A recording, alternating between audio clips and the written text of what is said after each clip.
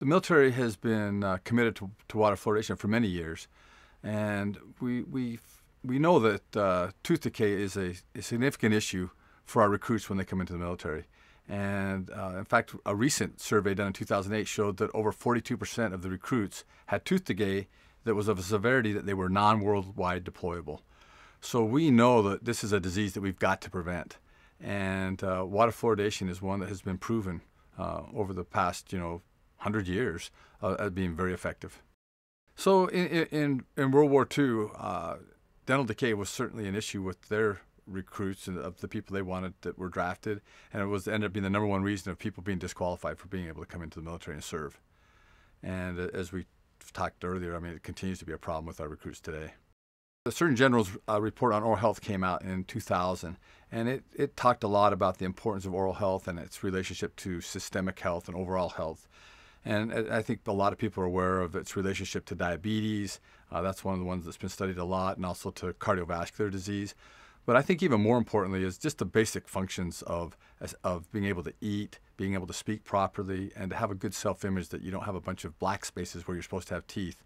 It's just a very important part of somebody's overall health and their self-image. It really does confuse people, because if you let's say you happen to go to Google and just type in fluoridation or water fluoridation, due to various means, one of the first ones that's going to pop up is an anti-fluoridation group, and they've got a lot of somewhat quasi-scientific information they put on there that really confuses the public. And so it's made it much more difficult for us to make sure that people get the real science and the real facts behind this. It becomes a real emotional issue when really it should just be based on science. Yeah, I think the #1 thing I'd like them to know is that it really is a safe and effective way to prevent tooth decay. That's #1. #2 is tooth decay still is a huge problem for our country. And as we've seen with the recruits that we studied in 2008, to have over 40% of them have tooth decay to such an extent that they are not worldwide deployable. We can't send them out there to do their mission. It's just astonishing in this day and age. So that's the main thing, is there still is a lot of tooth decay, and we have a tool that will work at preventing tooth decay, and we need to use it to its fullest extent. So at each base, we have a preventive dentistry officer who tracks the water fluoridation issue for that specific location. And they create a good liaison with the water treatment facility people and also with the base commander to make sure that everybody understands the importance of keeping that optimally fluoridated water available to all the people who are on that base. So there's currently a DoD directive that ensures that the services will support the Healthy People 2020 goals. And one of those goals is to increase the amount of our population who are receiving water fluoridation. So we continue to use that as kind of the foundation for why we need to continue to go forward and maintain water fluoridation at all the DoD facilities that have a water treatment plant at their site.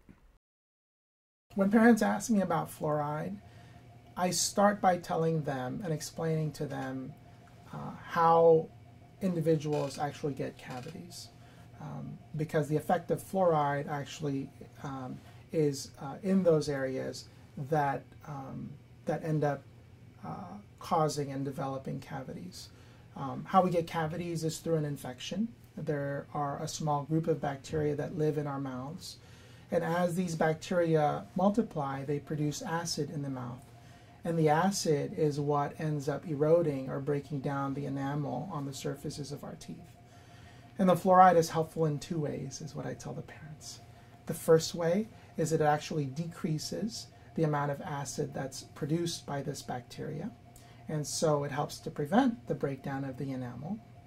The second way is that it actually helps to remineralize those areas that have been broken down. So it actually helps to restore or revert some of those things that happen because of the acid. So when parents ask me why fluoride is so helpful, it's because of these 2 ways, a preventative way and also a restorative way.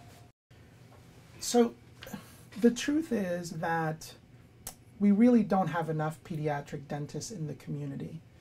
And we need to take advantage of all of our resources in order to protect our children's teeth and maintain oral health because of the benefits that we had talked about. Good oral health will promote good general health, and good oral health at a young age will promote good oral health at adulthood.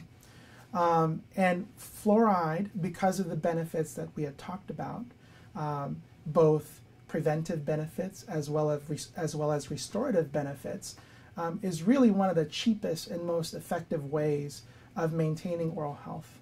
And I think that it's an important tool in our armamentarium to try to combat dental decay, especially among the children in our communities. It's important for families to understand that there's a direct relationship between oral health and the general well-being, general health of individuals. People who have bad oral health are at increased risk of having specific complications, and some of these complications can be life-threatening. For example, individuals who have certain heart conditions might develop certain infections in their heart, and that can affect then the heart's ability to function normally. Even individuals who don't have significant medical conditions can be at risk of having other complications. For example, children who have bad dental disease can have chronic dental pain. The pain then can impact their ability to concentrate or perform at school. It can affect their ability to chew and swallow food, so it can affect their nutritional status. It can also predispose them to oral as well as facial infections. And then the other thing I tell my parents to keep in mind is that having bad teeth as a child predisposes you to having bad adult teeth. And the opposite is true as well. So if you can maintain good oral hygiene and maintain healthy teeth, then that gives you a good chance of having good adult teeth as well. So there really are no medical risks for fluoridated water.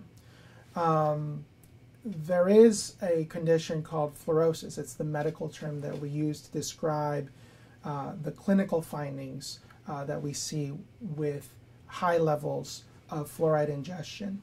The most common symptom that we see is this chalky white marks on the enamel. And that's usually from high levels of fluoride ingestion. And it's usually more from ingestion of commercially available products that have high concentrations of fluoride, like fluoridated toothpaste or fluoridated rinses. And some of our kids really like the taste of the fluoridated child paste, and they end up eating a significant amount of them. And that's what causes that. I think that as far as the fluoridation of the municipal water, we really shouldn't be seeing that as long as the concentration of the fluoride is at the optimum level, which it is. So as far as the risks of fluoride, there really are no medical risks for fluoridated water.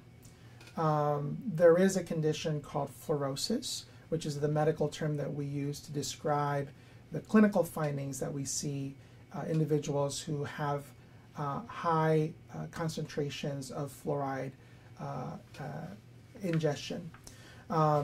It's usually more common with individuals who ingest other fluoride products that have a high concentration of fluoride, such as fluoride rinses and fluoride toothpastes. Some of our kids really like the taste of their toothpaste, so they end up eating a significant amount of it. And that's where we tend to see this dental fluorosis. And again, in terms of water itself, as long as it's optimally fluoridated, we really shouldn't expect to see these types of complications. It's really more from ingestion of higher concentration of fluoride.